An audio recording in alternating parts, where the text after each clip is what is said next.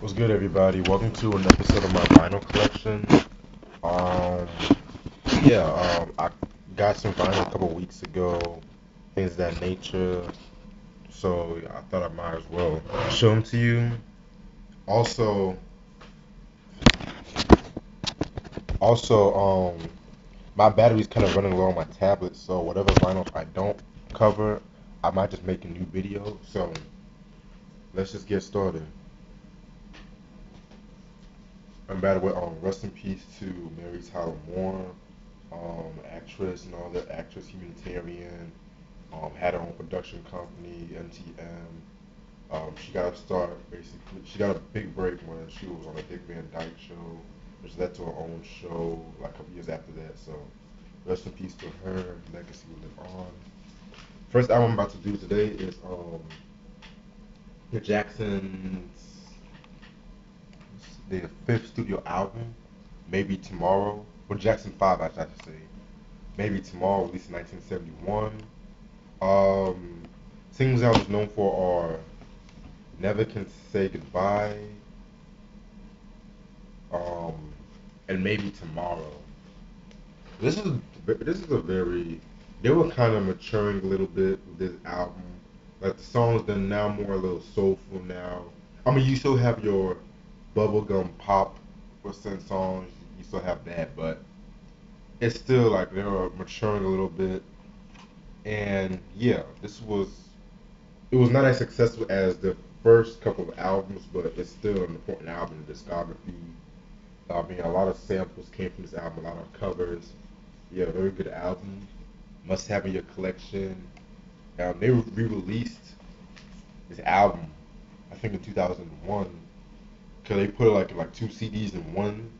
So this was paired with the third album, so must have in your collection.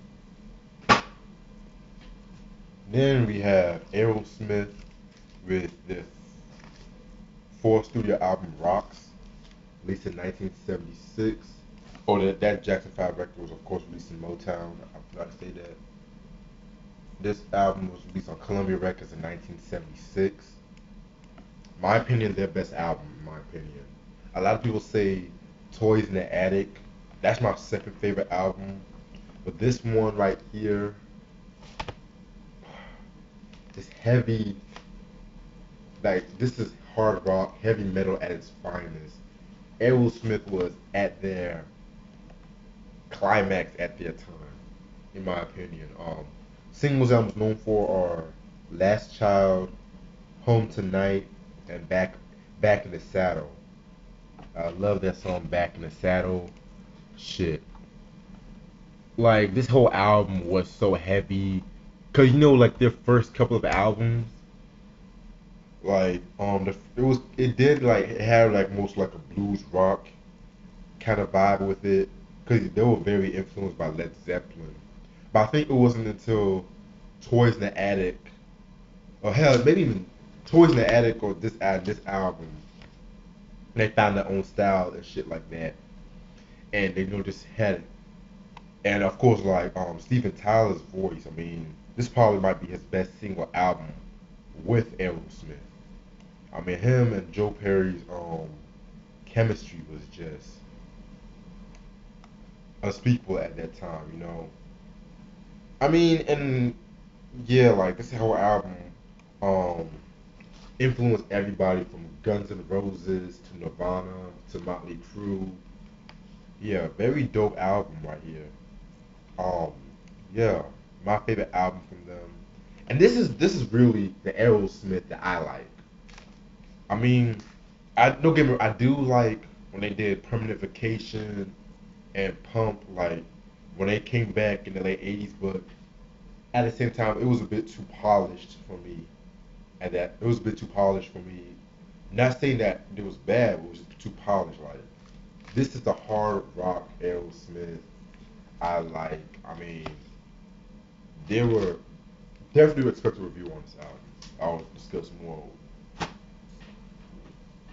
Then we have my boy Boss Skaggs with what's the album called? Silk Degrees, released on in 19 damn, what's the year?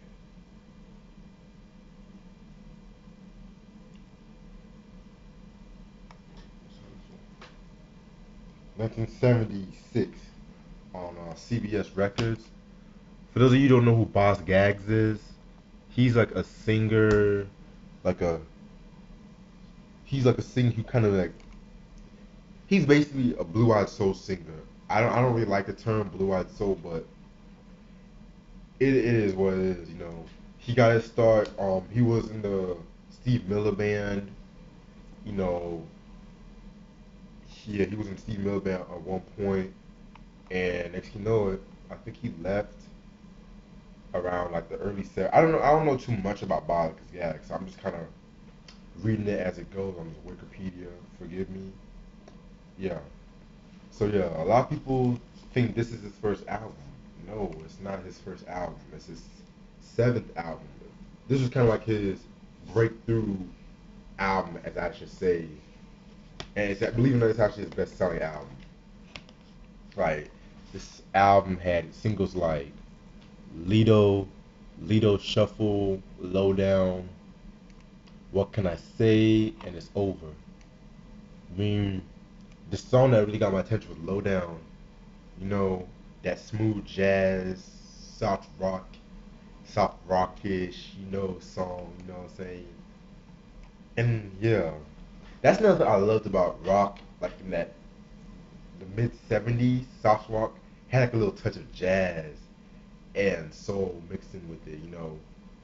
And low key, it kind of like started, in my opinion, it started like with those Steely Dan, but it wasn't really perfected until Michael McDonald, he joined the Doobie Brothers and stuff like that. But that's another story for a different time. This album, very good album. Um, a lot of people say this is his best album. No, he did receive a Grammy nomination for Album of the Year, Pop Vocal. He got nominated for like a lot of Grammys for this one. So dope album. I need to listen to more of his stuff before I release a final judgment what my favorite album from him is. This is Boz Gags with Silk Degrees. This album right here, oh my god, I was so happy I found this one. Um, this very album is kind of very hard to come by, but yeah, it's the very first Stevie Wonder album, the jazz soul of Little Stevie Wonder, released in 1962 on Tamla under Motown. Stevie Wonder, I discussed a whole lot about Stevie Wonder. Talked about Music of My Mind, Talking Book, reviewed Innovisions, talked about Songs in the Key of Life, talked about Journey Through the Secret Lives of Plants, and I reviewed Hotter Than July. This album right here was way before that, as I should say. This was basically a straight up jazz album. I mean, no one came out with like really one single, which was Fingertips. The little harmonica solo. So yeah, and it's kind of crazy because around this time he was only 5 years old. Let me scratch that. Not scratch. Yeah, I'm reading a little biography. Like he taught himself how to play like a lot of instruments, and at 12 years old he was making music like this. He was playing organ, harmonica, piano, you name it. He played it on this album. Very good album right here. I actually need to re-listen to this one. I was so stoked when I got this. I was like, yo, I gotta take it. And it only cost me about like 350. So Jazz Soul Little Stevie Wonder, 1962. Oh my. Then we have Sly and the Family Stone with Fresh, released in 1973 on I think it was CBS. No, it was Epic. Yeah, Epic Records. Um, I talked about the Stand album. Do I have another album from them? Yeah, that's the only album I have from them. This album came like 2 years after There's a Riot going on, which a lot of people have said that's like the definitive Sly and the Family Stone album. I mean, that album is dope. I love that album, but this album right here is probably my favorite one. That There's a Riot Going On. That's like my second favorite. Stand is my third. Then Small Talk maybe would follow under that. Okay, singles I was known for are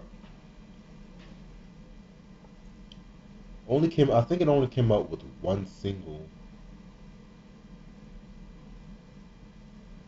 Like if you want me to stay, wow, that was like a big song, like back in '73. Very big song back in '73. What else? What was these singles? Alright, Thankful and Thoughtful, Frisky, and If It Were Left Up to Me. But like, if you want me to say that was like the prime single, you know, like this whole album is just so funky, so. But it's not like it's like more. It wasn't as dark as There's a Riot Going On, but this whole album is just dope. I mean, it's like a chill album and stuff like that. Um, a lot of people were influenced by this joint. Red Hot Chili Peppers. Even Miles Davis was he loved the song In Time and stuff like that. So he had his whole band play the song for 30 minutes and shit like that. And another thing about this whole album was the mixing was dope on this album. Like the mixing was very good. Expect a review on this one soon, sooner than you'll think.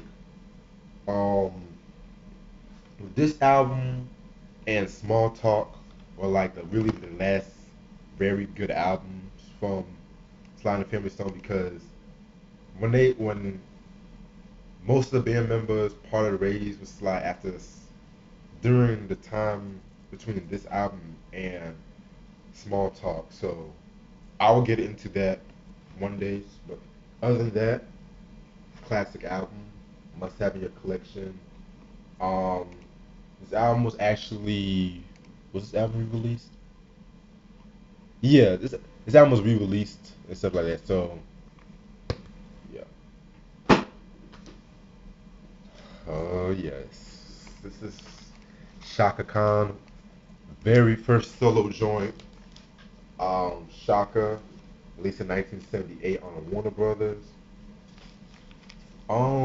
Yeah, Shaka Khan, the front woman for Rufus, dope singer, dope artist. You know, singles I was known for are one came out with two singles, "I'm Every Woman" and a cover of "I Was Made to Love Her." Um, yeah, very good album. Actually, another album I have to re-listen to.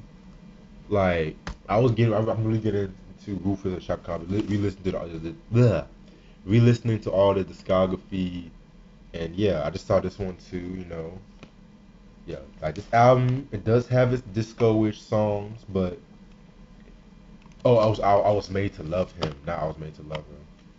I mean, it was I was made to love her, but she changed to him. Fuck, I'm talking too much. But yeah, it did have its disco moments, but it's still, like I said before, it's still good disco. So yeah, dope, very good album. After this album was released, she stayed with Rufus for a couple more years, and I think she left around the early '80s. So yeah, you must have your collection classic. Then we have Patti LaBelle and the Bluebells at the Apollo, released in 19. Well, this compilation was basically released in 1998. So yeah, you guys should know who Patti LaBelle is. I mean, in case you guys don't know who the Bluebells are, they were Patti LaBelle's. They were her first group. Um, they basically they basically were kind of like this. How can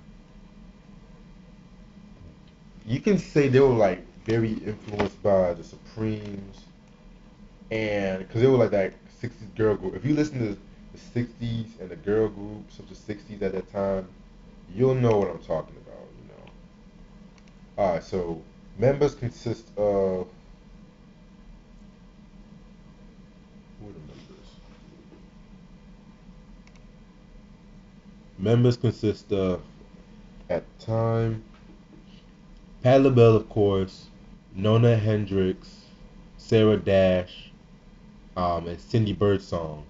Ironically, as I mentioned, the Supremes, Cindy Birdsong actually left the the Bluebells around 1967 and replaced Florence Ballard for the Supremes. So yeah. Other than that, this was like a blind buy for me. I was kind of interested to see how Patti LaBelle sounded around this time, so I was kind of like, I'm gonna just take it. Also, if you guys know, the Bluebells formed into LaBelle. So yeah, in case you guys don't know. Then we have the Wiz soundtrack, released in 1978. Very, yeah, man, the Wiz, another a very classic movie, kind of underrated if you ask me. You know, it didn't really do too good when it first came out. Um, yeah, you know, this movie had Diana Ross, Richard Pryor, Michael Jackson, Nipsey Russell. You know, yeah. And so the soundtrack came out, and the soundtrack was just, whew, that's one thing I loved about movies back in the day. Like the dope sound, it had like the dope soundtrack, dope music score. Um, yeah, and it's kind of crazy because like a lot of the movies today, like the soundtracks are just they just throw these songs together and stuff like that, and it's just not really the same. It's not really the same as it was back in the day. Singles I was known for are Ease on Down the Road, You Can't Win, and A Brand New Day. Um, like before, like this album was very important because this is actually the this was what you would call the unofficial start between Michael Jackson and Quincy Jones partnership. Oh fuck, that partnership, and yeah, because Quincy Jones he did all the songs for the movie, and yeah, I thought that was pretty interesting. Thought that was pretty dope. Other than that, the Wiz, dope sound, dope soundtrack. Um, must have in your collection. I think it's out of print. I'm not too sure. I believe it's out of print.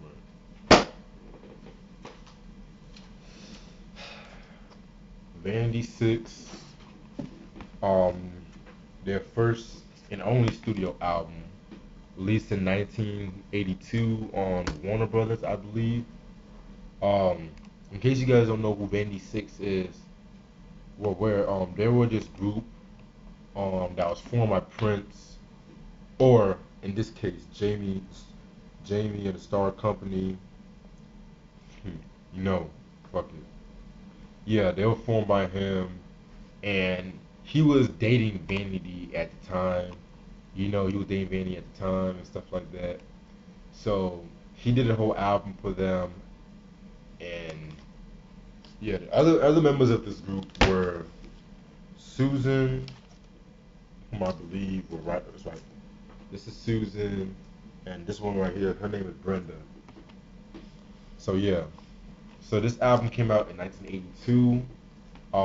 Very good album. I mean, I actually not heard the whole album, but if you,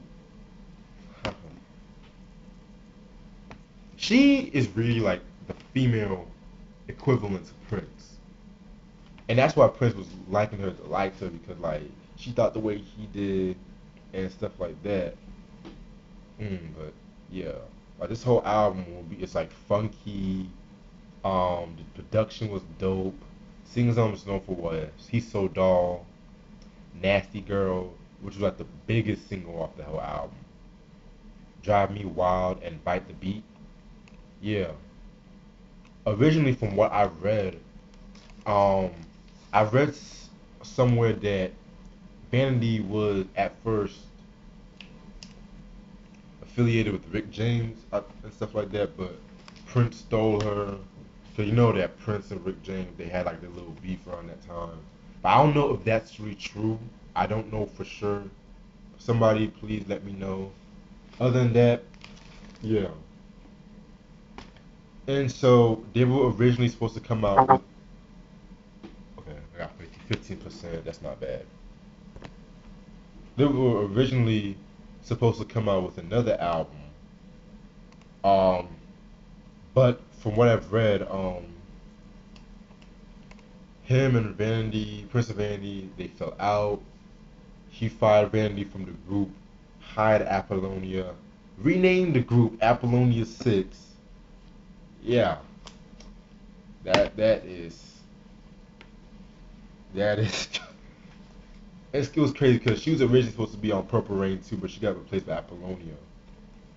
Other than that, very good album. Um, of course, you guys know Vandy. She died last year and stuff like that. So rest in peace to her.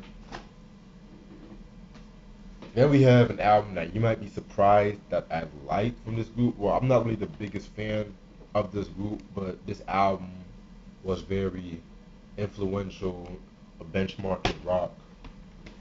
The Beach Boys with their, I believe their 11th studio album, Pet Sounds, released in 1966 on Capitol Records. You guys are probably surprised I'm talking about the Beach Boys on this channel. But yeah, I like this album. I love this album. Classic album. Probably one of the few albums I like from them.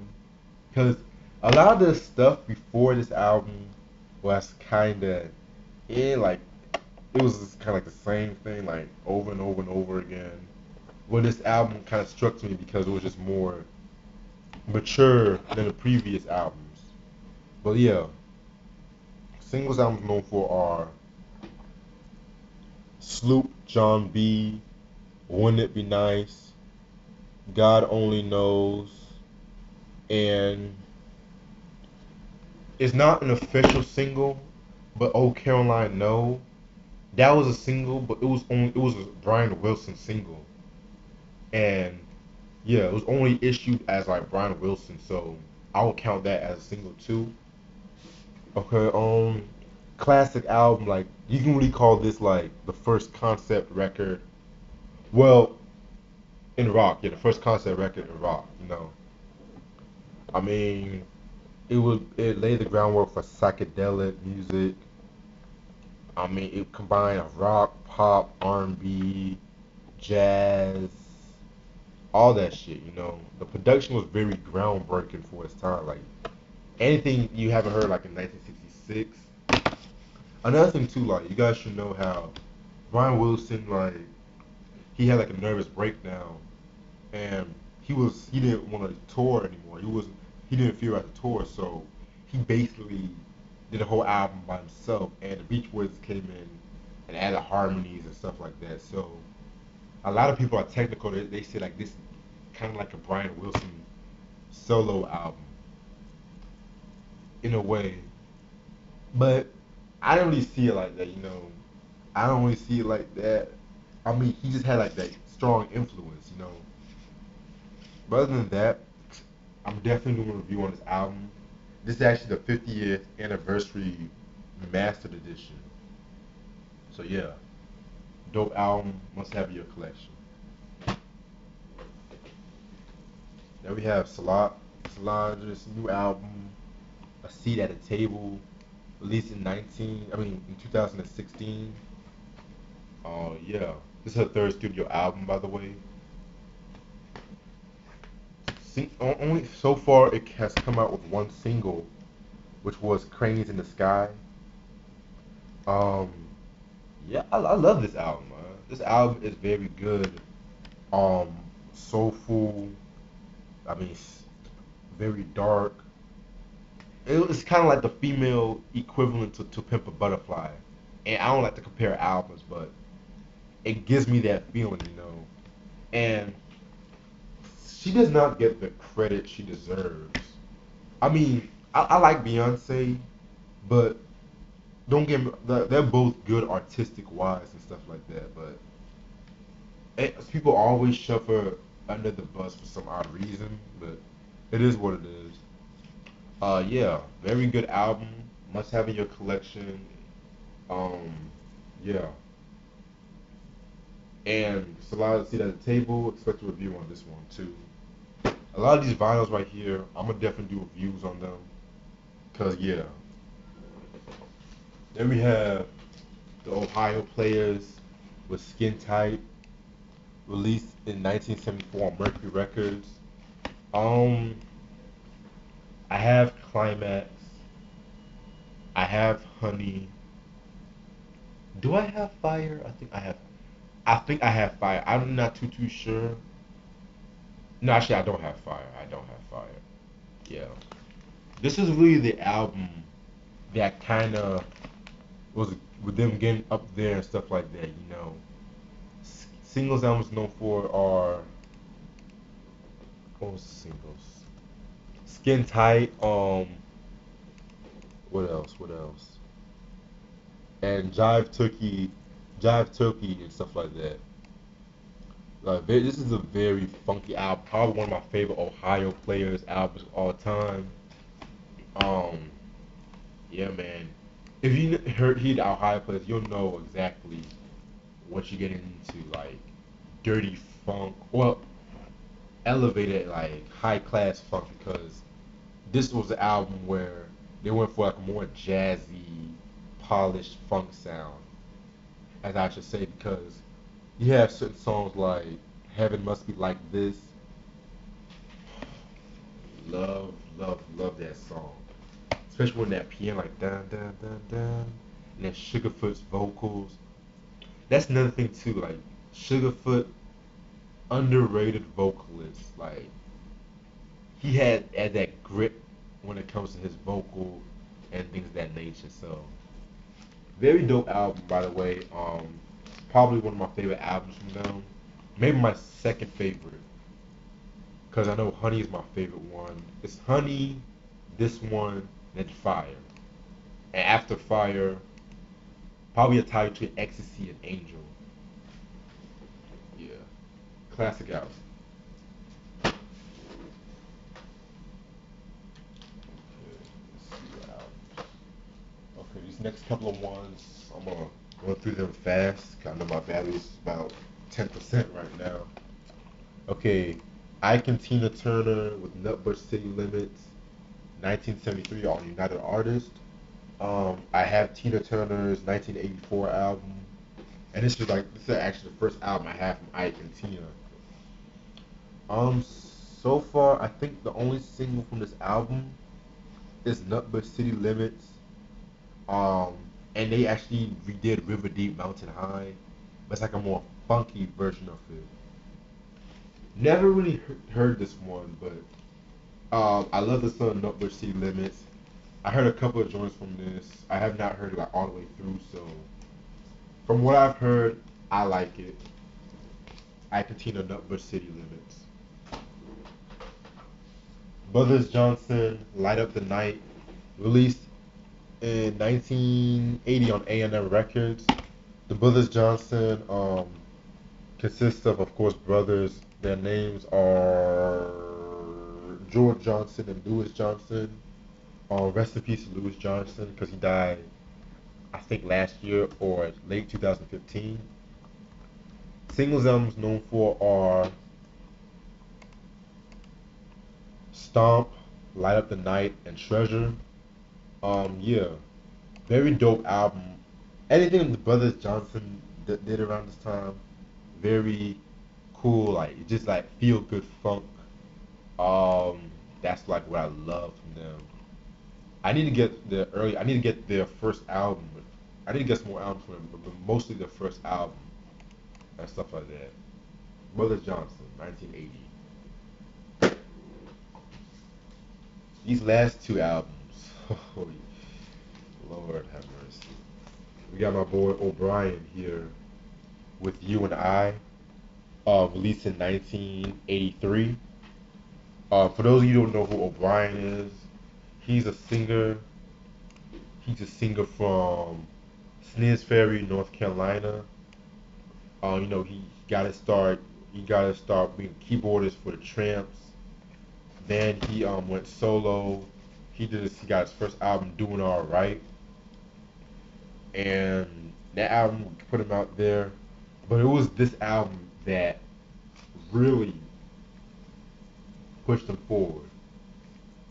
You and I, yeah, this album right here was just, if you like that '80s, that post disco, early '80s R&B, you would like this album. That's basically the best way to describe it.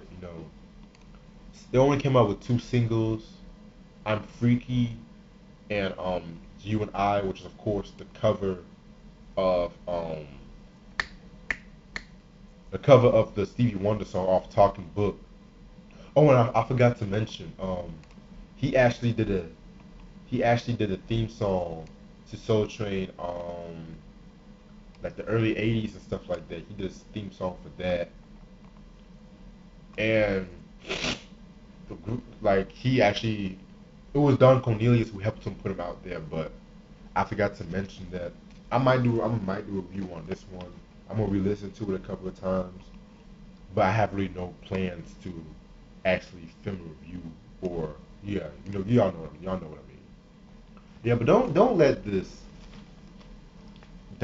the cover fool you and stuff like that. Like you might look at the cover and be like, why is this dude trying so hard? This actually is a very good album. Like there's more to meets the eye, basically. And I believe the album is actually out of print. And the last album, Atlantic Star, All in the Name of Love, released in 1987 on Warner Brothers. I have a lot of Warner Brothers this time around. For those of you who don't know who Atlantic Star are, they're a popular R&B group that was like popular like in the '80s to early '90s. Um, Consists of members. Who are the members? Consists of members.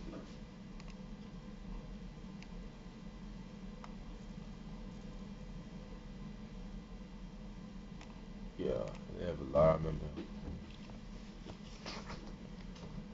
Okay.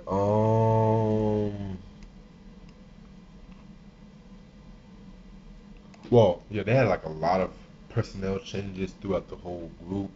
But yeah, I'm gonna give you the popular members from this album, like Barbara Weathers, Joseph Phillips, David Lewis, Wayne Lewis, and Jonathan Lewis. Yeah, and this is, believe it or not, this was actually, I believe, their best-selling album. Cause yeah, they've been around since like the late '70s, but they didn't get their popularity until like the early to mid '80s and stuff. When they came out with Brilliant, and they came out with that song "Send for Me," like classic song, "Secret Lovers." I mean, but yeah, this album, singles album is known for are